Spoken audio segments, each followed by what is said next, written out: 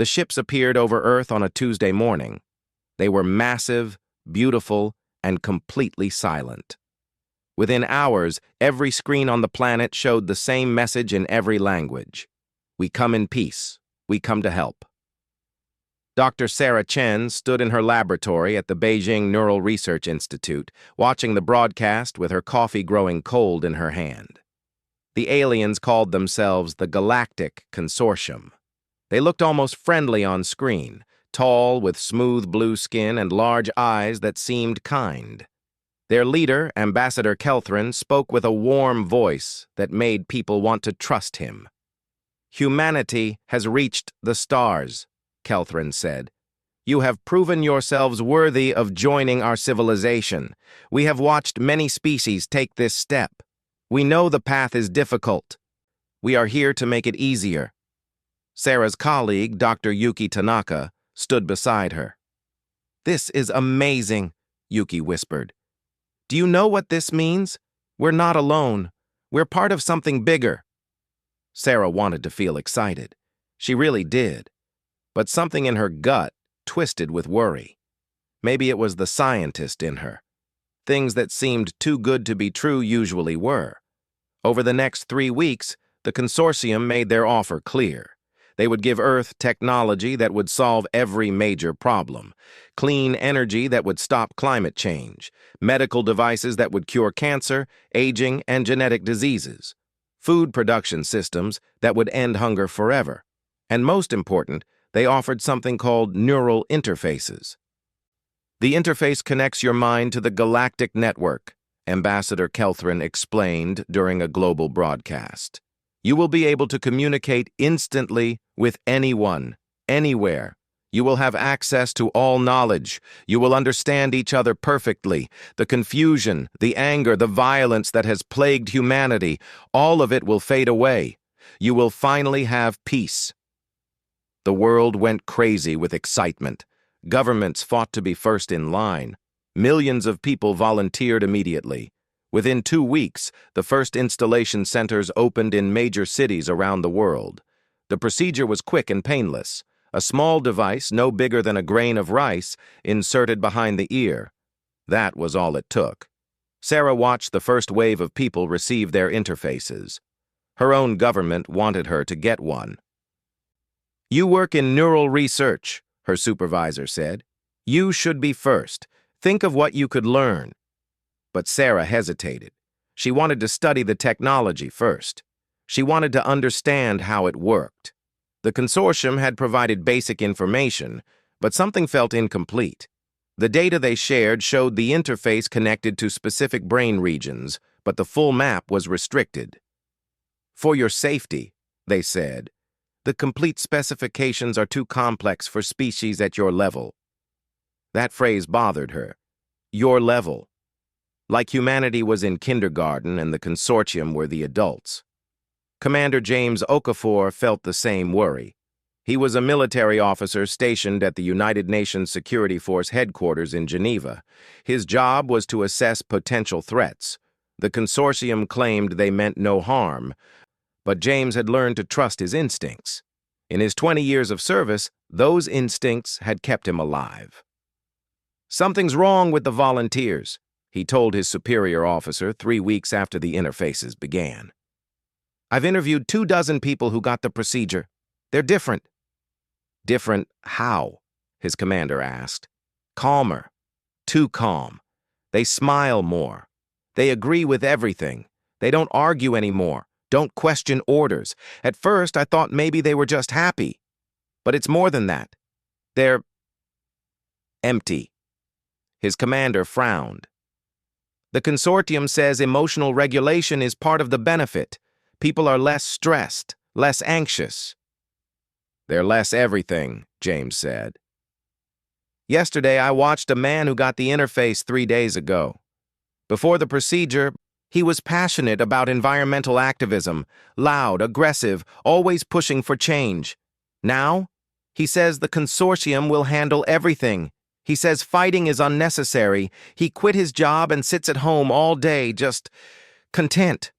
The commander shifted uncomfortably. "Maybe that's not a bad thing. Maybe we've been fighting too hard for too long. James stared at him. Sir, did you get the interface? The commander smiled. That same empty smile. Yesterday. You should too, James. It's wonderful. All the anger just goes away. James left the office feeling cold. He needed to talk to someone who would understand, someone who studied the brain and could tell him if he was crazy. He found Sarah Chen through a mutual contact. They met in a small cafe in Geneva, away from any consortium observation posts. Sarah brought data. James brought his observations.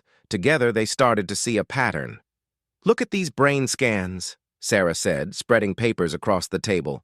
I managed to scan 3 volunteers before and after the interface procedure. These areas here, the prefrontal cortex, the amygdala, parts of the limbic system, they're not just connected to the network. They're being suppressed. In simple terms, James asked, the interface is turning down parts of their brain. The parts that make us ambitious, creative, aggressive, stubborn.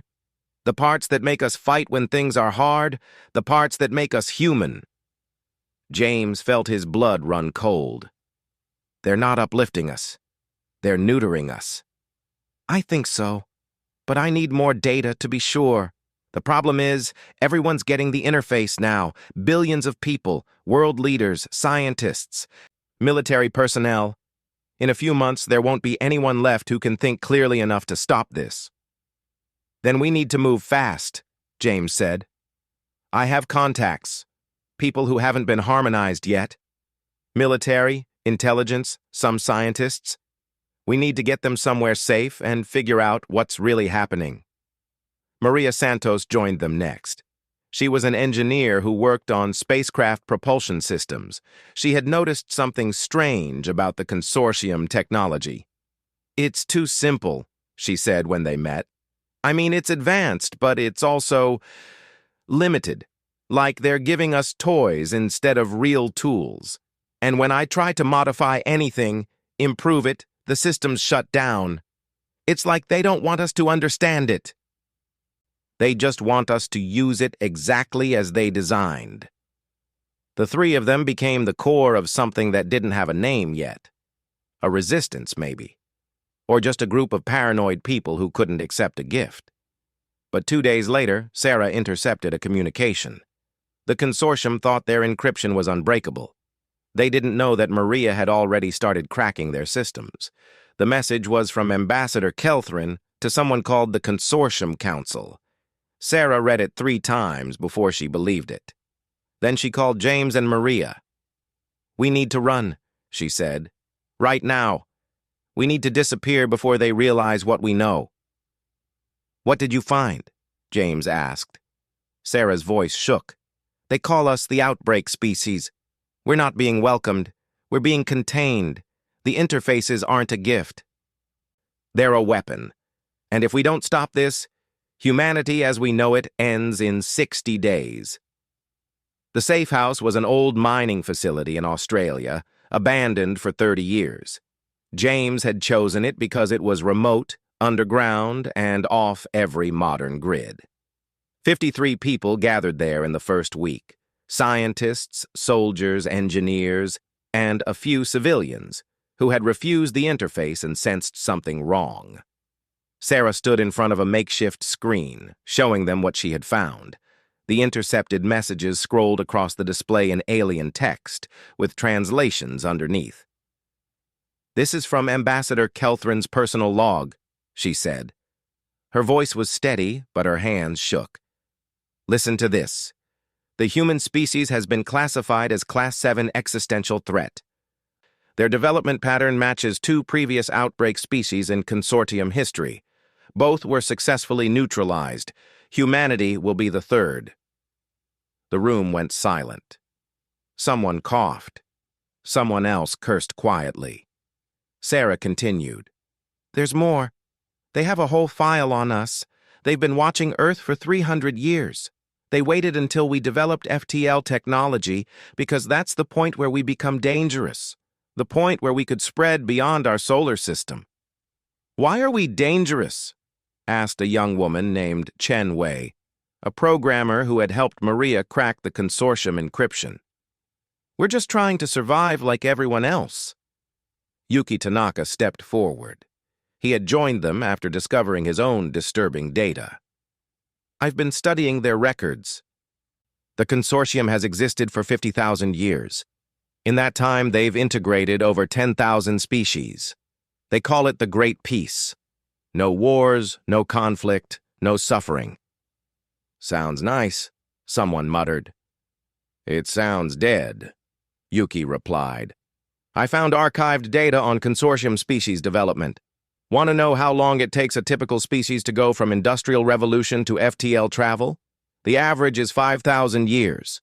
Some take 10,000. Humanity did it in 300. He pulled up a chart. "Look at this. The consortium has detailed records of their technological growth over 50,000 years. Know how much they've advanced? Almost nothing. Their technology today is basically the same as it was 20,000 years ago. Small improvements, but no major breakthroughs, no revolutionary changes. They've been stagnant for longer than human civilization has existed." Maria added her findings. "I've been studying their technology more closely. It's elegant, efficient, and completely standardized. Every ship, every device, every system follows the same design principles. There's no variation, no experimentation. It's like they found one way that works and just stopped looking for better ways." "That's because they did stop," Sarah said. She pulled up another document. "This is from their cultural database. After the consortium achieved the Great Peace, they modified themselves, genetically, neurologically, culturally. They eliminated what they called disruptive traits: aggression, excessive ambition, risk-taking behavior, creative destruction. They made themselves stable." "They made themselves boring," James said. "They made themselves safe," Sarah corrected. "From their perspective, they solved the ultimate problem. They ended war, suffering, and chaos. The cost was progress, but they don't see that as a cost. They see it as a benefit." "So why do they care about us?" Chen Wei asked. Sarah pulled up the final document. "Because we're everything they're not, and they're terrified of us." The document was titled Human Psychological Profile Threat Assessment. Sarah read it aloud. "Humans display abnormal tolerance for failure. Where most species view repeated failure as a signal to abandon a course of action, humans incorporate failure into their methodology.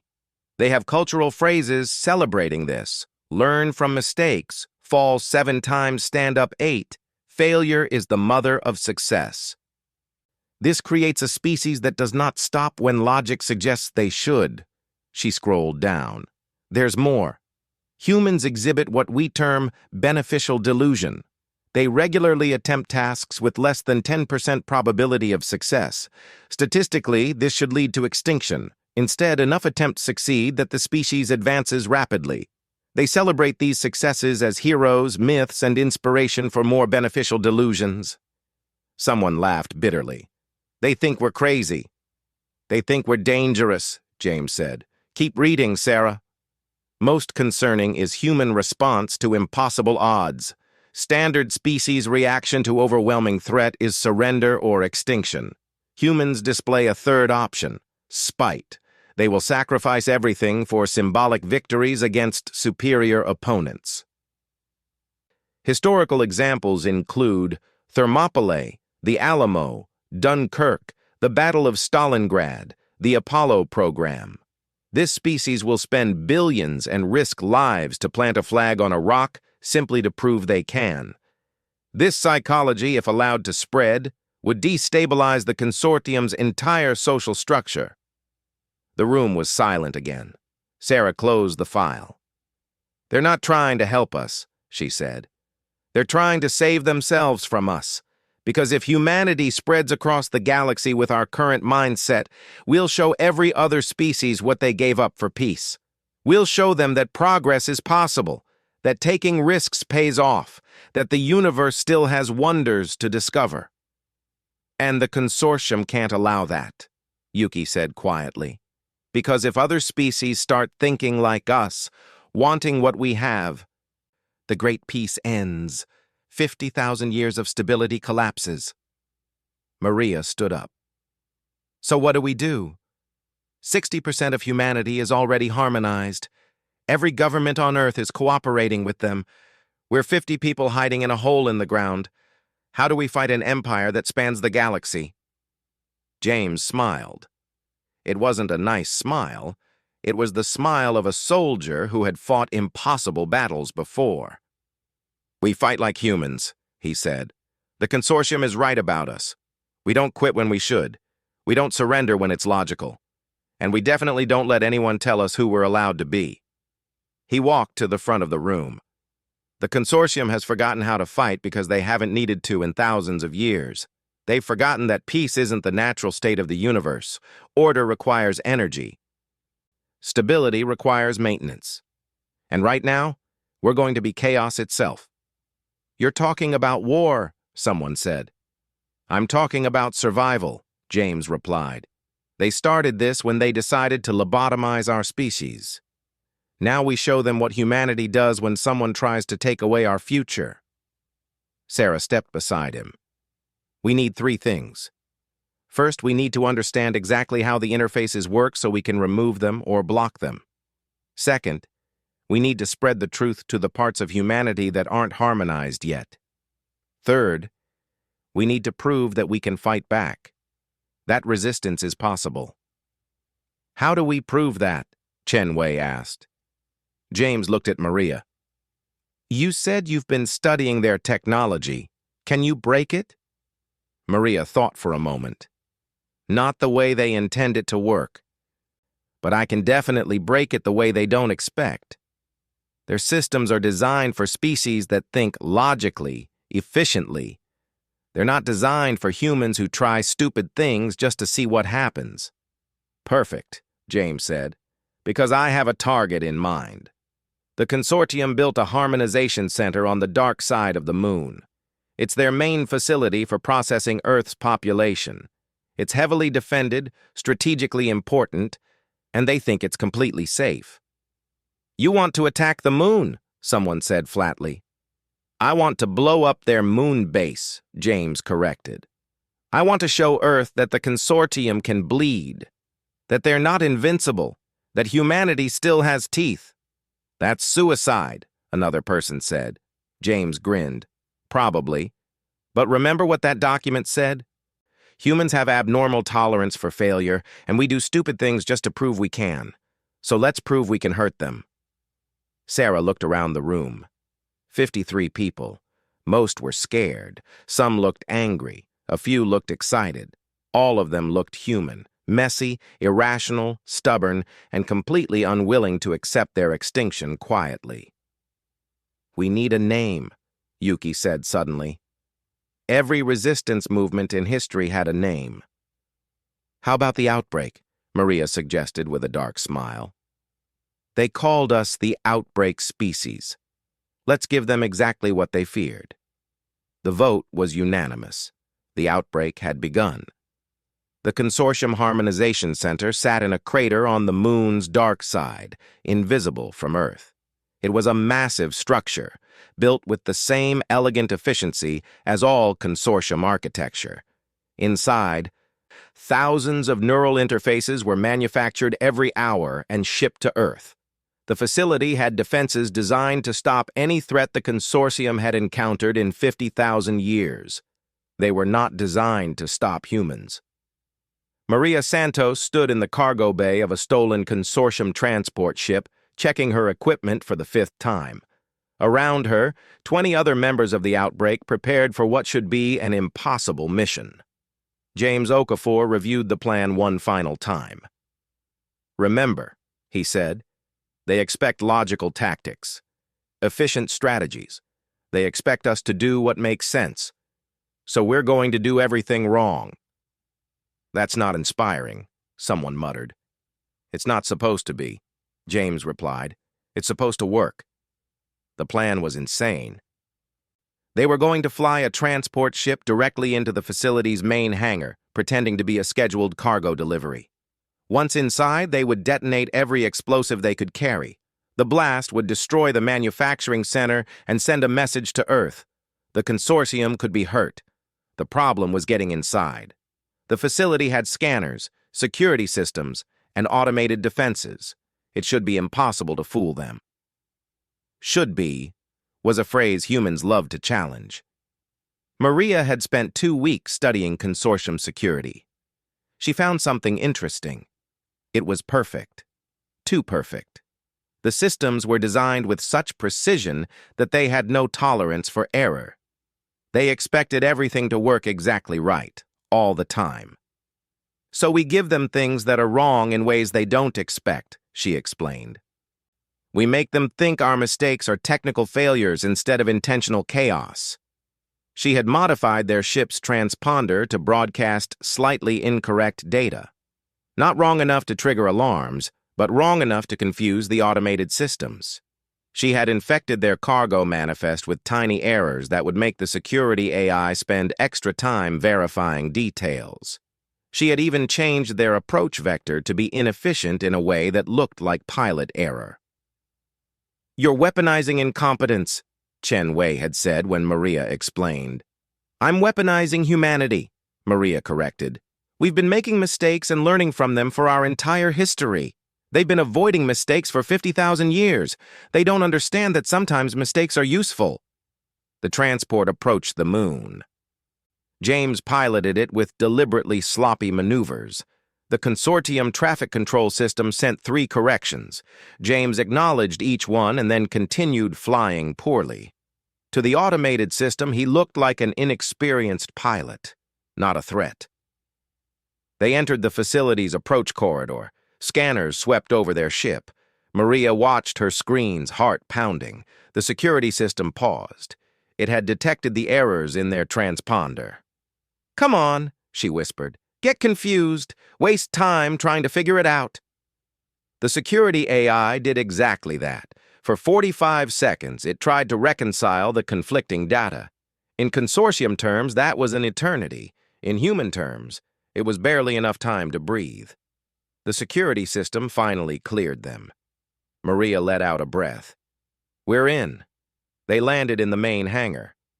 Around them, hundreds of consortium workers moved with calm efficiency. No one expected trouble. No one was armed. Why would they be? The facility was on the moon, protected by systems that had never failed. James and his team exited the ship carrying cargo containers. Inside each container were explosives, weapons, and enough spite to shake the stars. They moved quickly, but not too quickly. They followed the facility's traffic patterns. They looked like they belonged. The consortium workers barely glanced at them. "They're not even suspicious," Maria whispered through her communicator. "Why would they be?" James replied. "They've had peace for 50,000 years.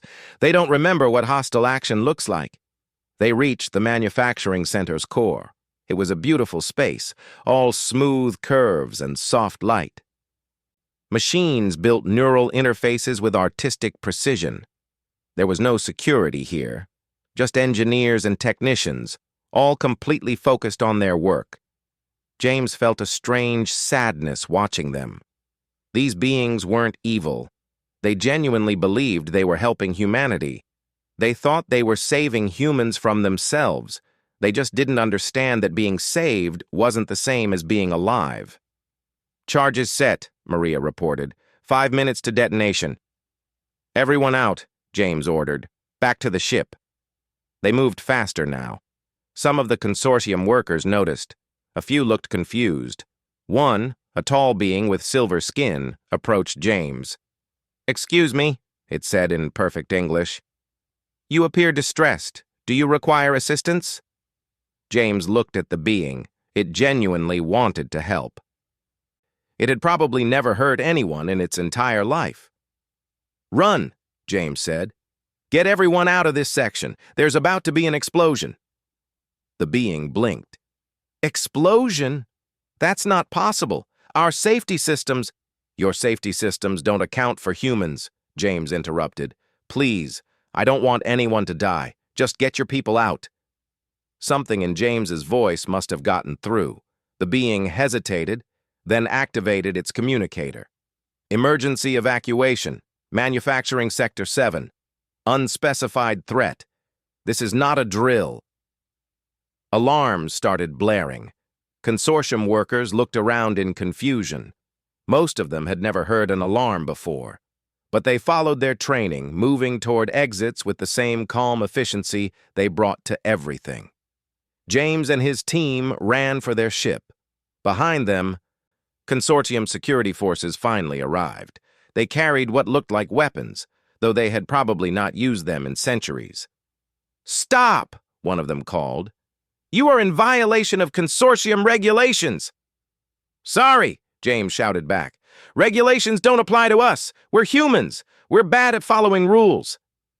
They reached the ship as the first charges detonated. The explosion ripped through the manufacturing center. Secondary blasts followed as power systems overloaded. The facility's elegant design became its weakness. Everything was connected so efficiently that damage in one area cascaded everywhere. Their ship lifted off as the hangar began to collapse.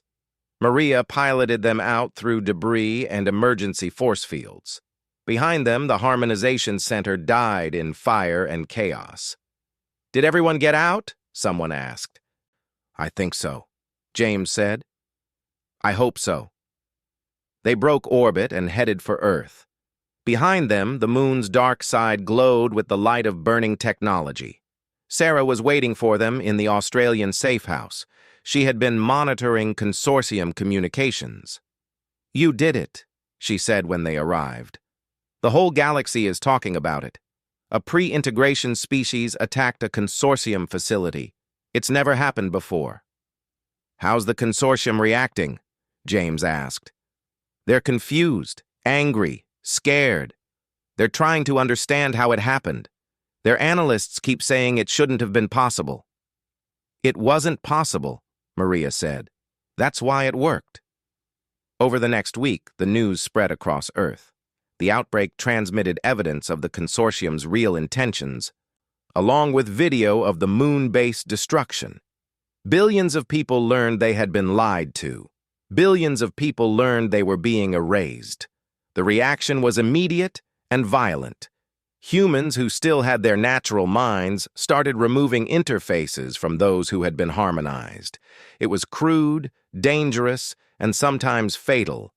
But it worked. Slowly, people began to wake up. Sarah developed a better method, a surgical technique that could safely remove the interfaces, but the damage was already done. The suppressed parts of people's brains took time to recover. Some never fully came back. The Consortium sent a message to Earth's governments. "You must cease this resistance. You are endangering the Great Peace. We are trying to help you." Sarah sent a reply. She made sure every human on Earth could see it.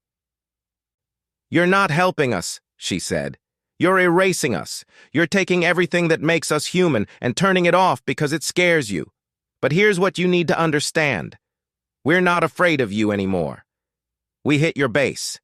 We proved we can hurt you. And if you don't leave our planet right now, we'll show you exactly why you classified us as Class 7. The Consortium responded by sending their peacekeeping fleet to Earth. 500 ships, each larger than a city. They had never lost a battle because they had never needed to fight one. Species surrendered when they saw the fleet. Humanity looked at 500 ships and started building weapons. "This is insane," one of the outbreak members said. "We can't fight them. We barely have a dozen ships." "Most of our weapons are 300 years old." James smiled that dangerous smile again. "True, but we have something they don't." "What's that?" "We have practice at losing, and losing means we've learned every possible way to fight dirty." The Consortium was about to receive an education in human warfare. It would be painful, bloody, and nothing like the clean, efficient battles they expected. It would be very, very human. The Consortium peacekeeping fleet arrived in Earth orbit with all the ceremony of a funeral procession. 500 ships arranged themselves in perfect formation, blocking out stars. They broadcast their message on every frequency. Humanity, you will cease resistance. You will complete harmonization. This is for your benefit and the benefit of galactic civilization. You have 24 hours to comply. Admiral Marcus Webb stood on the bridge of the UNS Defiance, humanity's flagship. It was a retrofitted colony ship with weapons systems designed by Maria Santos and her team. The ship was held together with welds, prayers, and human stubbornness. Beside the consortium vessels, it looked like a child's toy. They gave us 24 hours, Webb said. That's generous of them. They're trying to avoid casualties, his tactical officer replied. They still think we'll surrender. Then they don't know humans very well, Webb said. He opened a channel to the rest of humanity's fleet. 47 ships. Some were military vessels. Some were civilian craft with guns bolted on. One was a mining ship called the Stubborn Bastard, whose captain had written, "Come and take it," across the hull in letters 50 feet high. All ships, Webb said. You know the plan. You know the odds. You know this is probably suicide. Anyone who wants to leave, leave now. No shame in survival. Not a single ship moved. Webb smiled. I love our species. All ships prepare for combat. Let's teach these peaceful beings what war looks like. The consortium fleet detected humanity's ships moving into position. Admiral Kelthrin, commanding from his flagship, felt a strange emotion he didn't have a name for. His species had eliminated fear millennia ago. But watching these primitive ships refuse to surrender, he felt something close to it. They cannot win, his tactical officer said. Their ships are inferior. Their weapons are obsolete. Their strategy is incomprehensible. That's what concerns me, Kelthrin said. I've been studying humans for months. They don't fight to win. They fight to make a point. And I don't know what point they're trying to make. He was about to find out. The UNS Defiance fired first, not at the consortium flagship, not at the largest ship. They fired at a mid-sized cruiser on the fleet's edge. The shot was a nuclear missile, primitive by galactic standards. The consortium cruiser's defenses destroyed it easily. The explosion was enormous and completely harmless to the shielded vessel. What was the purpose of that? Kelthrin's officer asked. I don't know, Kelthrin admitted, but I'm certain we're about to find out. He was right. The nuclear explosion had created a massive electromagnetic pulse and a cloud of radioactive particles. Sensors throughout the consortium fleet suddenly couldn't see through it. Standard procedure would be to wait for it to clear. Humans didn't follow standard procedure. 20 ships accelerated into the radioactive cloud at maximum speed. The consortium fleet couldn't track them. When the humans emerged on the other side, they were scattered randomly across the battlefield in positions that made no tactical sense. Why would they split their forces like that? Kelthrin's officer asked. They should concentrate their strength.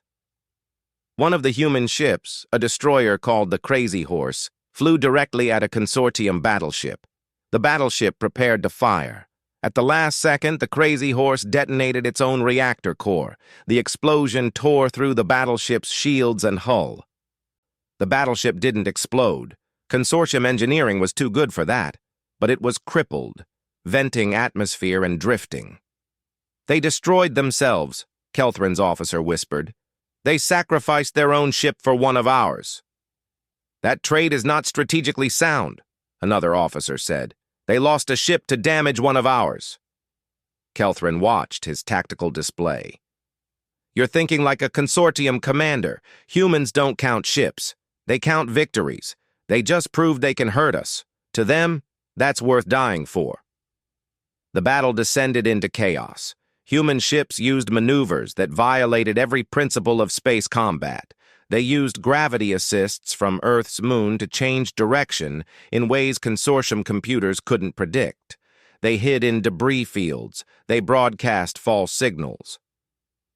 They pretended to be damaged and then ambushed pursuing ships. One human corvette, nearly destroyed, allowed itself to be captured.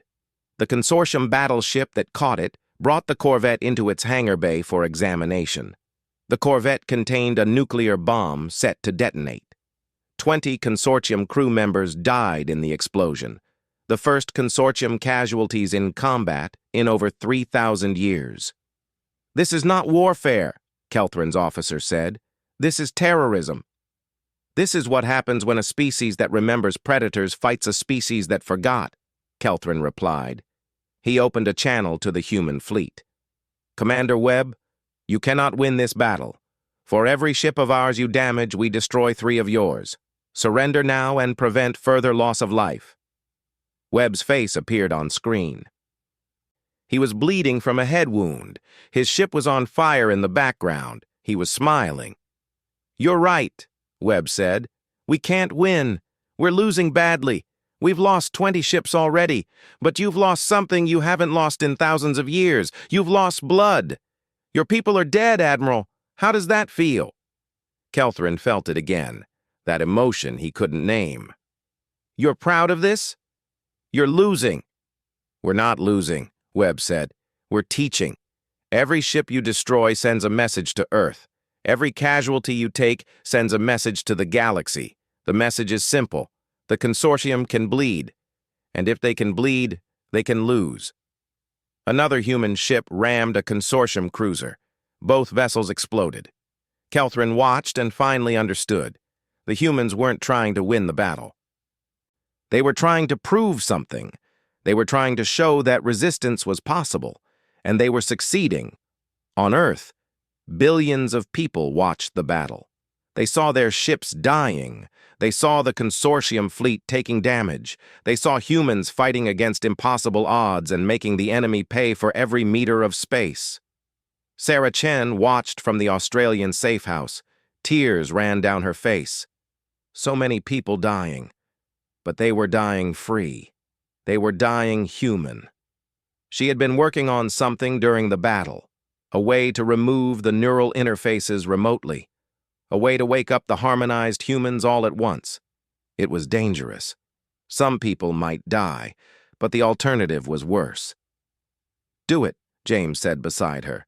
He had stayed on Earth to coordinate the ground resistance.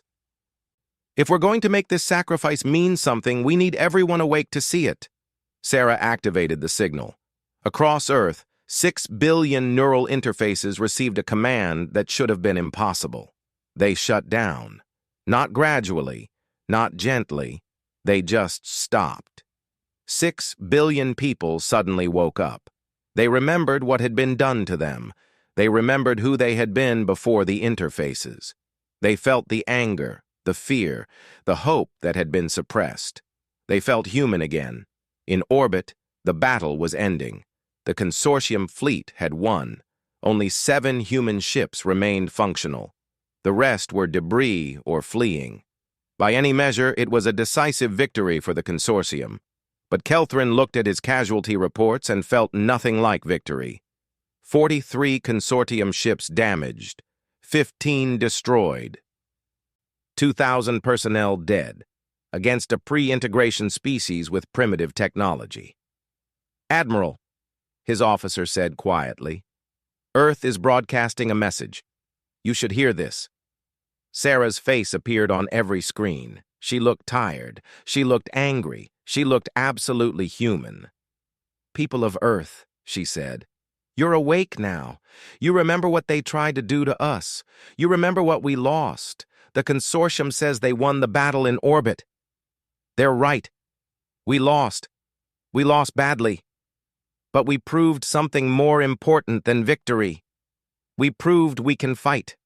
We proved we can hurt them.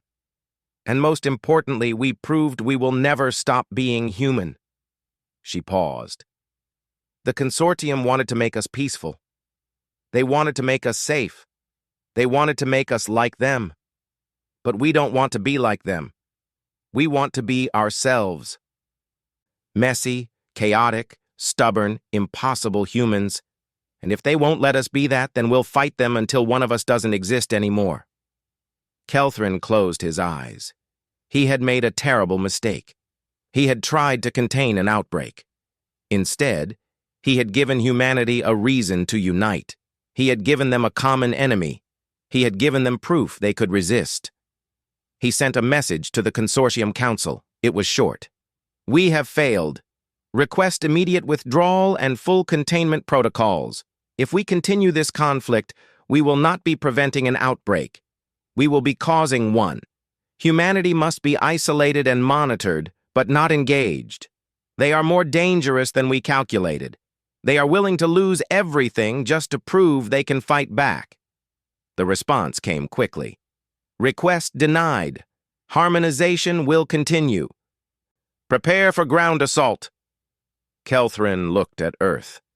Billions of angry humans, all of them awake now, all of them remembering what the Consortium had tried to take from them. This will not end well, he said quietly. 1 year after the Battle of Earth's orbit, Ambassador Kelthrin stood before the Consortium Council. The massive chamber was filled with representatives from 10,000 species, all of them harmonized, all of them peaceful, all of them confused about why they were facing their first major crisis in millennia. Explain how a pre-integration species has established 20 colonies in 12 months, the council leader demanded. Explain how they have developed FTL technology that surpasses our own efficiency ratings. Explain how they are contacting other species without our supervision. Kelthrin pulled up a display. Because they are doing what they always do. They are ignoring what should be possible and doing it anyway. The display showed a map of local space. Red dots marked human colonies. There were 23 now. Each one built with a combination of stolen Consortium technology and human modifications that shouldn't work, but did. They took our ships and made them faster by removing safety systems we considered essential, Kelthrin explained. They took our colony equipment and modified it in ways that violate every standard engineering practice. Their scientists look at our technology and ask, what if we do this wrong on purpose? And somehow, it works. This is unacceptable, another council member said. We must quarantine them. We tried, Kelthrin said quietly. After the orbital battle, we established a blockade around their solar system. They waited 2 months, then sent 50 ships through our lines using a maneuver their engineers call the stupidest thing that might work. They scattered in random directions at maximum speed. We couldn't track all of them. 15 ships made it through. That was enough. He pulled up another image. It showed a human colony on a planet called New Defiance. The colony was thriving. Worse, it was beautiful. Humans had built it with the same chaotic energy they brought to everything. It was inefficient, asymmetric, and completely alive in a way Consortium colonies never were. But the colonies are not our primary concern, Kelthrin said. He pulled up a new set of data. This is, humans are contacting other species directly. They are sharing their history, their culture, their technology. They are offering gifts that we never offered. What gifts? The council leader asked. Freedom, Kelthrin said. They are showing other species what they gave up for peace. And some of those species are asking questions we cannot answer. A screen showed intercepted communications. The Drex, an insectoid species that had been Consortium members for 8,000 years, had contacted humanity. The message was simple. You fought the Consortium and survived. How? We have forgotten how to fight. Can you teach us? Similar messages came from dozens of species. The Vortal, the Zenthians, the Kresh, species that had been harmonized so long they had forgotten what ambition felt like. Now they were watching humans spread across space in 12 months and wondering why they hadn't advanced in 12,000 years. This is the outbreak we feared, Kelthrin said. Not human expansion, human ideas. They are showing the galaxy what we sacrificed for the Great Peace. They are proving that chaos and progress are connected, that safety and stagnation are the same thing. Then we must stop them, a council member said. We must use force. We tried that, Kelthrin replied. He pulled up casualty reports from the orbital battle. We won, but the cost disturbed us, and it inspired them. Human culture celebrates glorious defeats more than easy victories. We gave them a story to tell.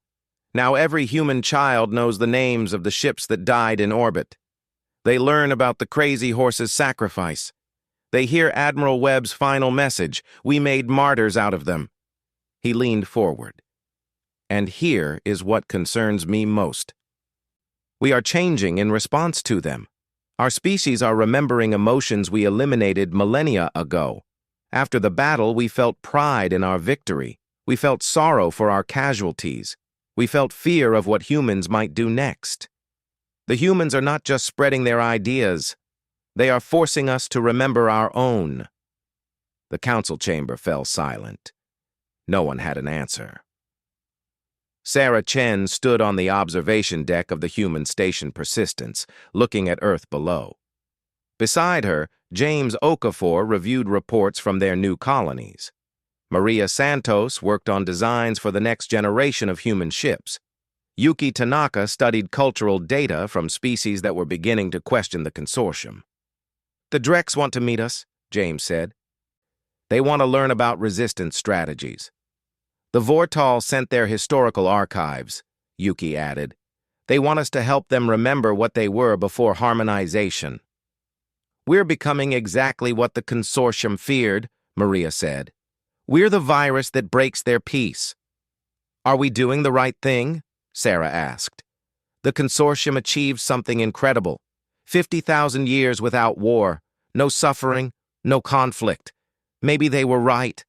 Maybe we are dangerous." James looked at her. "Remember what you felt when they put that interface in your head during the test?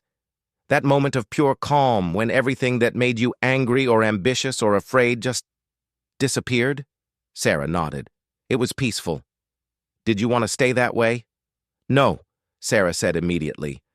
"I felt like I was dying. Like everything that made me myself was being erased." "That's the answer," James said. "The consortium chose peace over growth, safety over risk, stability over progress. That's not wrong, but it's not the only choice. We're showing the galaxy there's another option." A message came through from Earth. The newly formed Human Council wanted to send a delegation to the consortium homeworld, not to fight, not to negotiate, to explain. "They want me to go," Sarah said. "They want me to speak to the consortium council." "Will you?" Maria asked. Sarah thought about everything that had happened: the interfaces, the moon base, the orbital battle, the colonies, the species beginning to wake up from 50,000 years of peaceful sleep. "Yes," she said. "Someone needs to tell them that what they did to us was wrong. But also that we understand why they did it. They were afraid, and fear makes people do terrible things, even species that eliminated fear millennia ago." 3 months later, Sarah stood in the consortium council chamber. 10,000 species watched her, all of them peaceful, all of them wondering if this small, chaotic human was about to destroy everything they had built. "You gave us your gift," Sarah said. "You tried to make us like you, peaceful, stable, safe. You thought you were helping us, and I believe you truly thought that. But here's what you need to understand about humanity." She pulled up images of Earth's history: wars, disasters, failures, triumphs. "We are a species that learns by breaking things. We advance by taking risks that kill us. We create by destroying old ideas. We are messy and chaotic, and we fail constantly. And every failure teaches us something new. Every disaster shows us what we need to change. Every war reminds us why we want peace." She showed images of human art, music, literature. "This is what chaos creates. This is what you get when you let a species struggle and fail and try again. Beauty born from suffering, progress born from mistakes, hope born from despair." "You achieved peace," Sarah continued. "You achieved stability. You achieved safety. And then you stopped. You haven't had a major technological breakthrough in 20,000 years. You haven't created new art forms in 15,000 years. You haven't asked new questions in 10,000 years. You achieved peace and paid for it by giving up wonder. The council chamber was silent. "We're not asking you to change," Sarah said. "We're not asking you to give up your peace, but we're also not going to give up our chaos. We're going to keep failing and learning and trying impossible things. We're going to keep spreading across the galaxy. We're going to keep talking to species that want to remember what ambition feels like." She paused. "You can try to stop us, but you already know what will happen. We'll lose most battles, we'll suffer terrible casualties, and we won't stop, because that's what humans do. We don't stop." The council leader spoke. "You are offering us a choice." "Yes," Sarah said, "except that the galaxy has room for both peace and chaos. Let species choose their own path. Some will choose your way, some will choose ours, some will find something in between. Or you can try to force everyone into harmony, and if you choose that, we will fight you until one of us doesn't exist anymore." She smiled. It wasn't a threatening smile. It was tired and genuine and completely human. "But I hope you choose the first option," Sarah said, "because I think the galaxy is big enough for both of us. I think there's room for species that value peace and species that value progress. I think we can learn from each other. You can teach us how to build things that last. We can teach you how to build things that change." Kelthrin stood up. "I have a question, Dr. Chen. If we had not given you our gift, if we had simply welcomed you into the consortium without trying to harmonize you, what would humanity have done?" Sarah thought about it.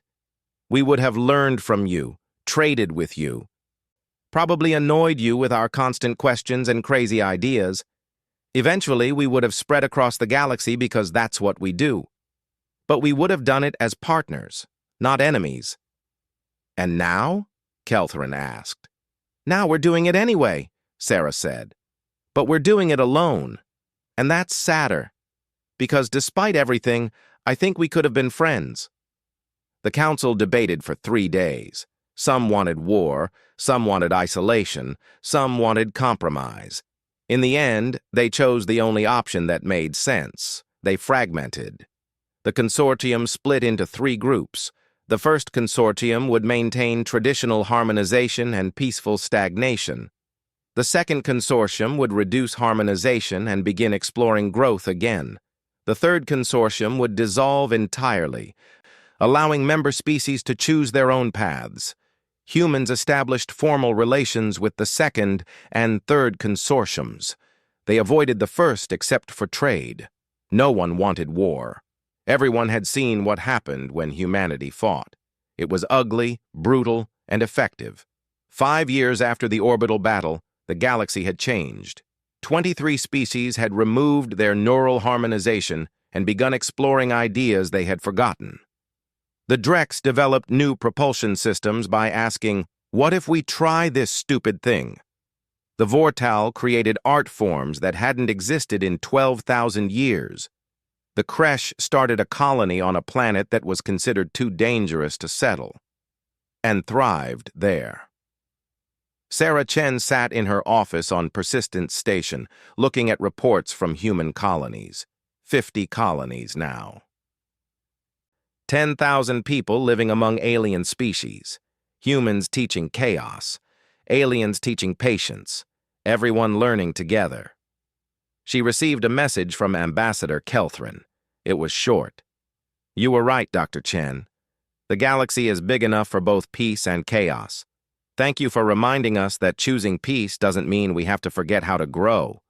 Some of my people are asking questions they haven't asked in millennia. They are trying things that might fail. They are creating art that makes no logical sense. They are becoming something they haven't been in 50,000 years. They are becoming curious again. Is this what hope feels like?" Sarah smiled and wrote back, "Yes, Ambassador. That's exactly what hope feels like. Welcome back to the universe of possibilities."